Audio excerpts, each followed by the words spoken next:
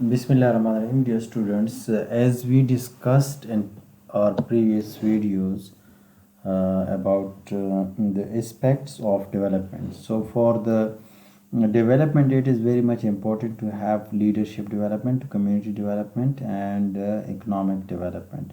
So, in the next video, we will discuss about the one of the places which are famous for its community development and why it is very much important. So this one is Chattanooga, Tennessee, which is situated in US. So the the main problems we are discussing here in these slides: worst air quality in nation, organized task force of the public private non-profit sectors was organized to consider cities future. So information collection task forces conducted public meetings, studied successful cities, profile demographics of communities, and then development organization formed, Chattanooga venture formed, mission developed, community teams established. Then strategic plan included more than 200 programs and projects. Implementation outcomes achieved in all areas of community capital. So celebration, community engaged throughout process and celebrated success. Evaluation, leadership evaluated progress many times and adjusted course as necessary. So sustained success continues through Chattanooga ventures. So lasting legacy of the process is a structure that allows people to work together to address common problem and opportunity with interest of all stakeholders considered. So here in this slide, they have first identified the problems, then they have organized one of the task force over there, and after organization of the task force they got some 200 programs and projects over there, and they implemented this one, and it had plenty of outcomes achieved in all areas of community capital. So as I told you that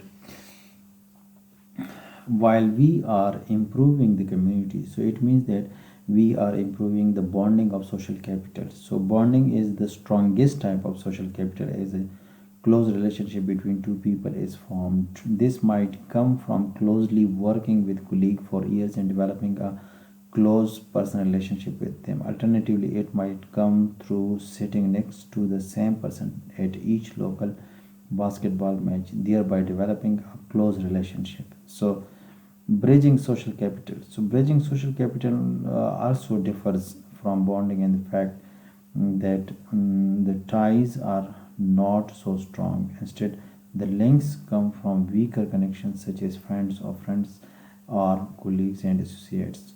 So the connection is bridged in fact that one person is introduced to another through an intermediary. So that one is the social capital theory, and through this the bonds are also improving within the friends and communities.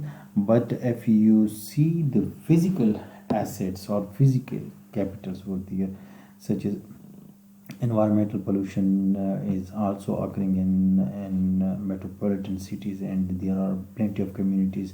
So volunteers are working over there on daily basis, they are watching the problems, but nobody is there to be engaged in that community to solve the problems. So in developing countries it is very much important to make task forces and to achieve these problems within these communities.